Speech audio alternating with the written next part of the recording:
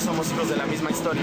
O sea, el desaparecido no solamente le falta a nosotros los familiares, le falta también a los alumnos que no están recibiendo clases de ese profesor, los obreros que no están siendo defendidos por ese abogado, etcétera, ¿no? Entonces, todos los que estamos dentro de Hijos somos hijos de la misma historia. Hemos seguido el caso de tres de los más recientes, que es Francisco Paredes, que fue desaparecido el año pasado en la ciudad de Morelia, así como dos militantes, bueno, que reivindica el EPR, que es Gabriel y Edmundo.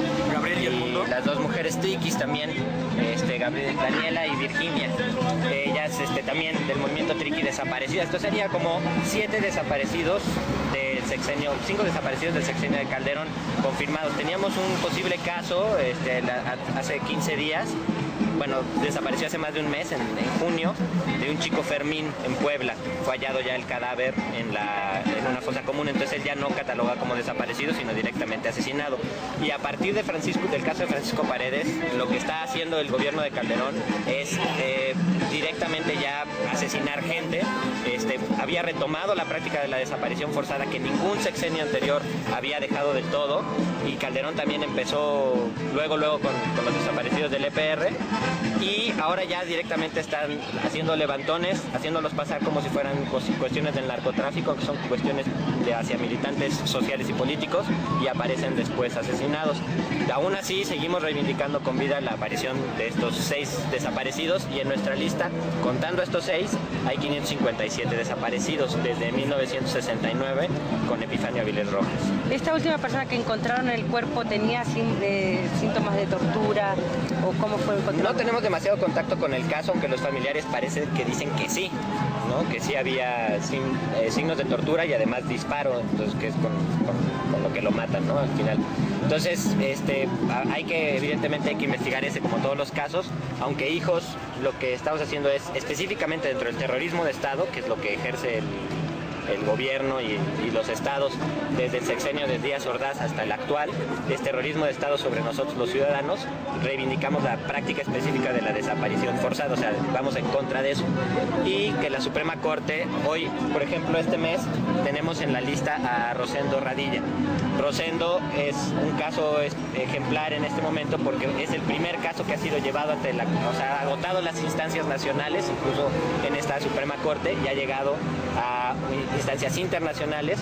Hubo ya algunas recomendaciones y nuestro flamante secretario de Gobernación, Gómez Mont, decidió que el gobierno no debía involucrarse porque los militares de todas maneras no están sujetos a los compromisos internacionales que el gobierno ha adquirido, cosa que es completamente falso, está mintiendo el secretario, y tratan de hacer que los militares no cumplan por su fuero militar con los crímenes que ellos mismos que ellos perpetraron. Además, de hecho, hemos tenido un retroceso últimamente en materia legislativa, digamos, en otros países donde el terrorismo de Estado ha funcionado, como en las dictaduras de Argentina y Centroamérica.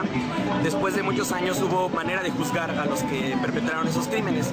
Sin embargo, aquí primero se echaron a andar una serie de cláusulas interpretativas respecto a que los militares no podían ser juzgados por tribunales civiles, que es una ley de impunidad que les garantiza la impunidad, y ahora se le ha ampliado, digamos, las facultades al fuero militar para que de hecho ninguna causa que tenga que ver con los militares sea llevada en tribunales civiles, que es echar otro candado de impunidad por el lado jurídico. Además, nosotros decimos que el presidente con más desapariciones hasta el momento pues es Calderón, porque sabemos que la desaparición forzada es un delito de lesa humanidad que además es continuado mientras no sea presentada la persona. Entonces, las personas que fueron desaparecidas en el 69, en el 76, en el 80 y el año pasado entran dentro de la misma categoría, y siendo que las Fuerzas Armadas son las que están tomando este papel, y vemos que el presidente, que es el jefe supremo de las Fuerzas Armadas, es el directo responsable de todas las desapariciones, que al menos en nuestros archivos son más de 645, más otras organizaciones que llegan a oscilar hasta 2000, no tan solo en el estado de Guerrero. Entonces, insisto, por un lado, ellos son los que más han desaparecido y siguen garantizando la impunidad de militares y toda la estructura, digamos, de terrorismo de Estado que ha levantado desde hace 30, 40 años. Guerrero es el estado donde más gente está desapareciendo.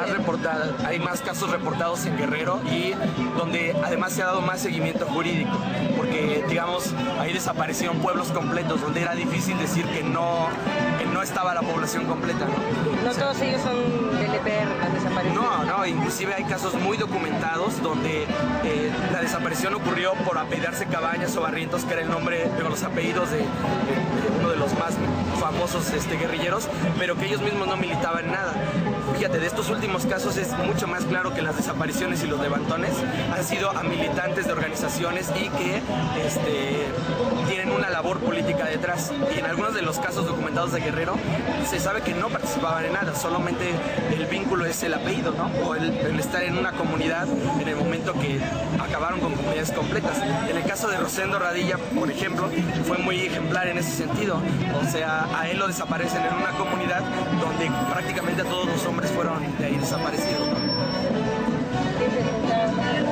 ¿Qué opinan ustedes entonces del presidente Felipe Calderón y de los operativos que realiza con el ejército y valiéndose del ejército para luchar en contra del crimen organizado? ¿Creen que esto es un pretexto?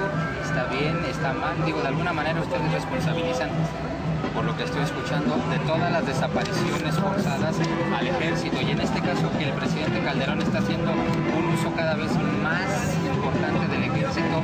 ¿Eso qué significaría para ustedes? Bueno, hay que hacer varias precisiones. El ejército no es responsable de todas las desapariciones forzadas de México. Es copartícipe de todas, sí, porque muchos de los desaparecidos sabemos que han estado en campos militares, en cárceles clandestinas, y entonces, bajo ese sentido, sí, el apoyo del ejército ha sido completo.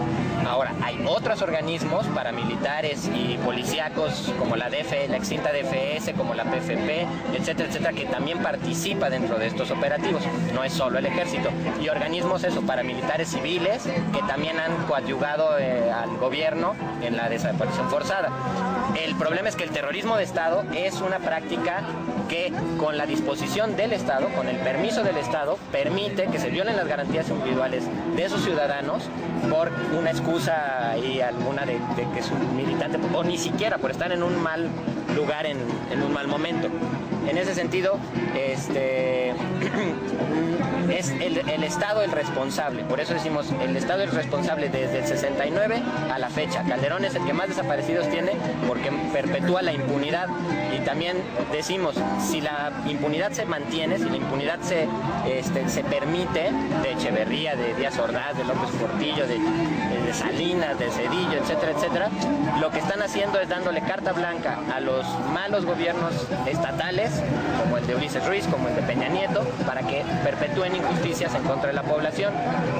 La otra cosa, todos los organismos internacionales dicen, no debe de estar el ejército haciendo acciones policíacas y estando en contacto con los civiles, en ningún momento, solo en caso de un conflicto armado declarado de guerra.